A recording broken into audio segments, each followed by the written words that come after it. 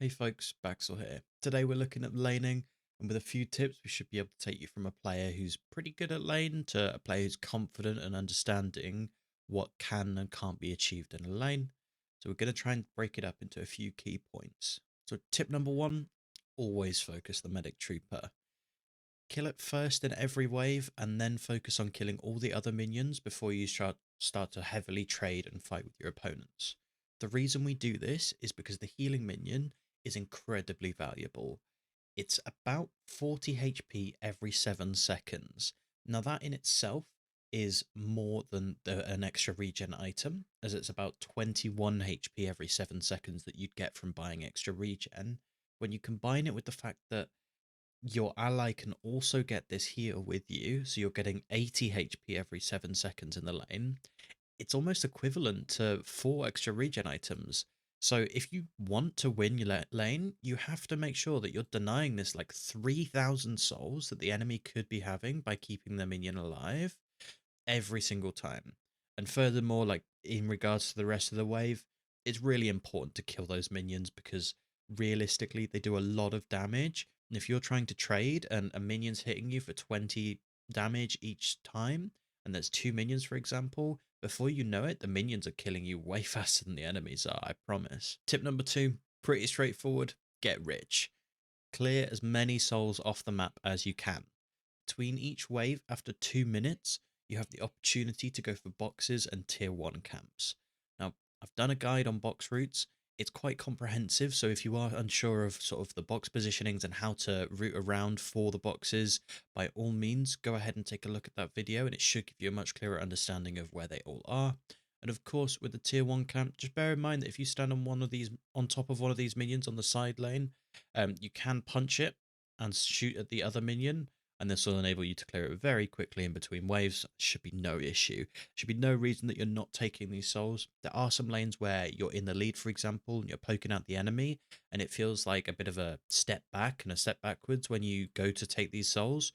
But realistically, if you have a lead, you get your ultimate first, you get your items first, and then you can go back and fight again. And now you're not only in a position where you've got a HP advantage, but you've also got a combat advantage, even if you were on even footing with how much HP you have. Okay, tip number 3. This one's probably going to be one of the longer tips in the video. This is know your cover and how to peek. So I'm going to go through these pictures quickly, and then we're going to hop into game to discuss this. So here, this Infernus has a line of sight on me, and they are peeking from the left-hand side of cover. We'll talk about that more in detail in a second. But if they're peeking from the right-hand side, you can barely see them here. All you can see is their hand, and they're still able to shoot me. So the lesson here is right-hand side peeking in lane is absolutely broken, and you should almost exclusively do this. It's very rare where it's worthwhile peeking from the left-hand side of cover because your whole body's exposed. And again, here's another example. And then from the other perspective here, you can see that the full body of Infernus is covered, and they're able to shoot even down here, like a tighter angle than where this ivy is. See what I mean? Okay. And then, yeah, this is an example. To shoot this ivy, you have to actually step away from this cover in order to get the shot off. Now, alongside peeking, we need to talk about cover a little bit. Now, as a general rule of thumb, when it comes to cover, this area here, so these stairs, behind this little front piece of cover, and these smaller objects in front of the tower, this is all super dangerous. If you're stood in this area, you're very, very likely to either have the enemies take an off angle up here, or stand on top of here if they're comfortable in their movement, or just simply stand on the bridge. And you'll find that they're able to see and shoot you and throw their spells comfortably into this area. So it's very, very dangerous to stand here. So that's true of every single lane. So you can stand in this doorway if you stand a little further back and shoot these minions. This is normally safe because you've got like multiple escape routes and ways that you can go. But as a rule of thumb, this general area here on each lane, if you're on the back foot and you're taking bad trades for yourself and you're not comfortable with the trades that you're taking, this can be quite dangerous. The same is true for shop as well. So what you'll see players do is they'll take a stance up here on top of shop to clear the wave as quickly as possible, as it gives you a little bit of a more comfortable position to run away from after you've killed the minions. It's not always the best place to be, especially when there's some heroes who have AoE spells and what have you, but we'll get into that now as we go into the game. On this sign, this is an absolutely fine place to peek, as long as we understand that, like I talked about before, this sort of area in front of the Guardian, you're at a very high risk of either being shot from an advantage position from the enemy, where they can just simply walk up on you, and then this cover is completely invalidated. So if you're ever in a position where you're on these smaller pieces of cover that are much harder to defend, you have to be ready to leave them the second you get pressured. I'm not saying don't ever use them, but what I am saying is if you're in a position where you can come down to this piece of cover, you can jump up to the bridge, you can jump up this way to dodge over here, and you can run back up these stairs. So you've got so many more options on where you can go and how you can utilize the cover if you are able to gain these stronger positions. Sort of peek from here, clear minions from here. Now on these side lanes, well, it's true of every lane I should say, the healer minion is going to come down and it's either going to be on the left or the right hand side. So on wave 1, normally what I do is I stand here, and the second I see where the healer minion is, because I'm terrible at remembering, I say, oh, okay, healer minion's coming over here. So maybe I shoot it in the head to slow it down a little bit here, and then I come over here and I take the cover and I try and shoot it from here. Or if the enemies are stronger and I don't have the luxury of sort of deciding where the minions are going to be, I can play in Veil and wait for the minion to walk up. If I see that both enemies are on this left side of the lane for them, then sure, I'll gun it down, I'll use a heavy melee. Or if I have to, I'll take a safer approach, maybe stand right back over here, kill the minion, come over here, shoot it, whatever it may be. Whatever it takes to get that healer minion down first, personally, is what I'm doing every wave. Now, if the healer minion's on this side of the lane, it's way easier for me, right? Because I can just stand here, gun it down, the second it gets to here. And like I mentioned, this is a nice piece of cover. You can wall bounce off it, you've only used 1 stamina and you're in cover.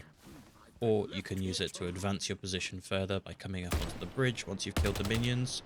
And bear in mind, even if you're a weak hero, once you've killed all of the enemy minions, if you've got 2 alive, you can absolutely come up top here, take this dominant position, start trading on the enemies, because they have to be really conscious of the fact that not only are they taking damage from you, they're also taking damage from the enemy. Okay, let's go on to blue lane, as it's slightly different. I'm not going to cover right lane in this video, because it is basically the same as left lane. It's just mirrored the other way. It's just subtle differences. Okay, so for blue lane, we've got these barrels here. Now, these are awful, awful, awful. Worst piece of cover in the game. Even when you crouch like this, really easy for anybody to throw spells. And the second you're crouched, you're in an awkward position where no matter where you go, kind of just in a position to get poked. Same for here as well. This awkward piece of cover where it's a 45-degree angle means that you can kind of see a player's body no matter who they're playing and where they're standing around this cover. Abrams will get headshot from anybody stood on the bridge, and if they're not getting headshot, they can get leg shot. So if we actually spawn friendly Infernus and get them into position about where you'd be on the cover, so I can see Infernus clear as day here,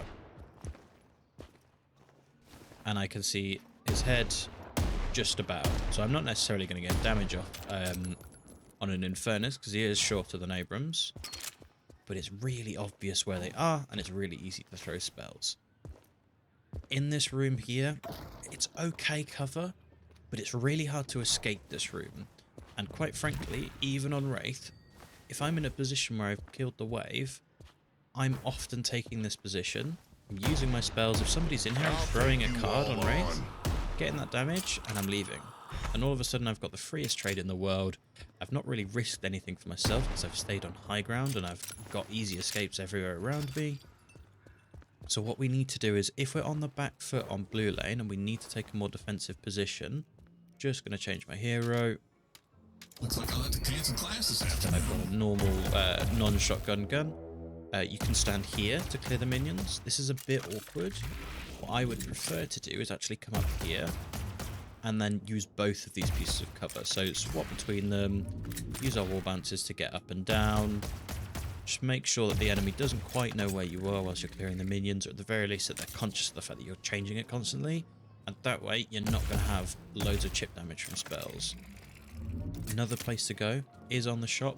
Now, I don't like standing here. I feel like you get jumped really easily if you stand here.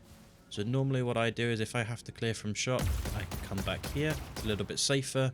And if somebody pushes you here, you've got options. You can sort of come up here, and this is really, really safe. Easy cover to play around.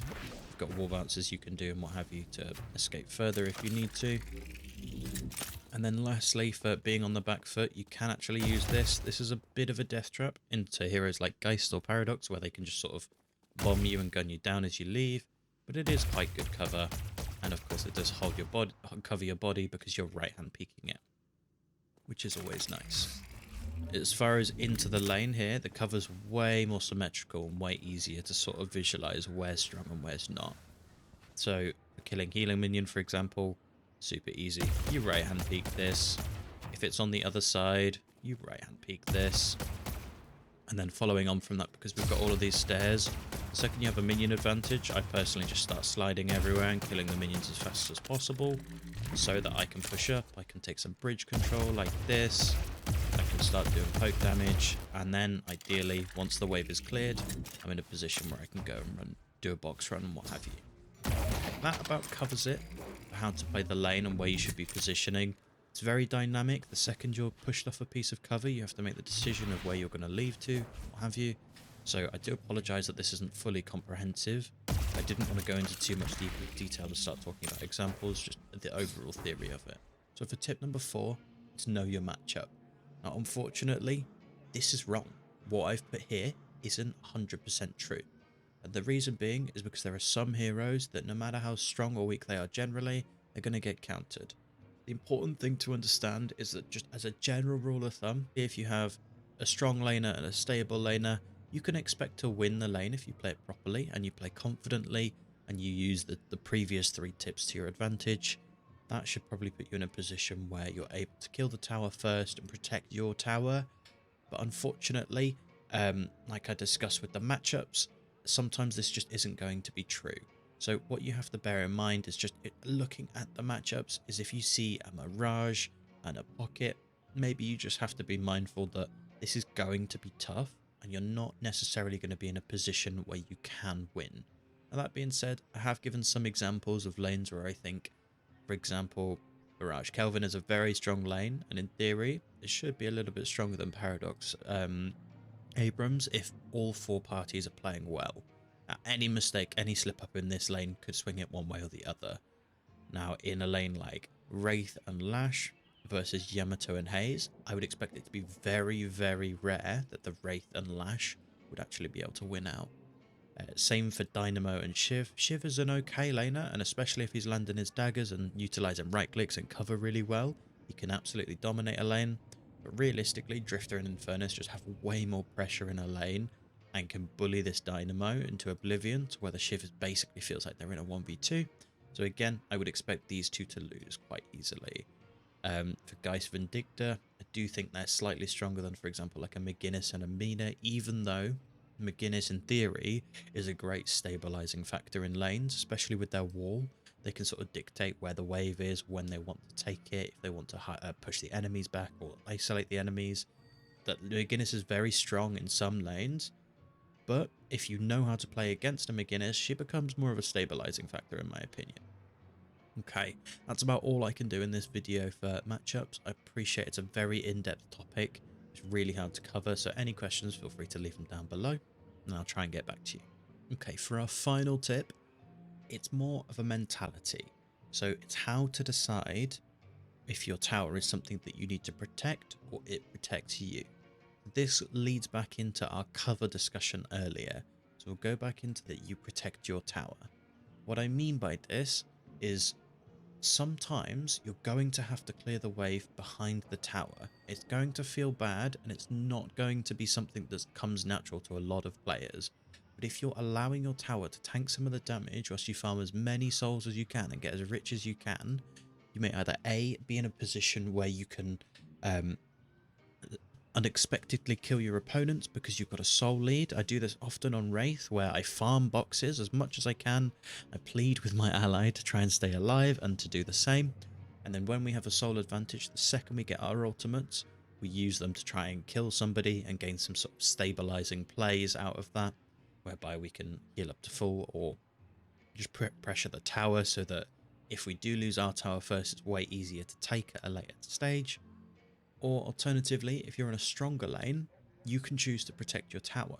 This isn't the luxury that every laner has, but if you're aware that, for example, I have good wave clear, and these players are trying to push the tower, then you can absolutely utilize that good wave clear and the fact that you are a threat to prevent that from happening. You don't always have to stand behind your tower.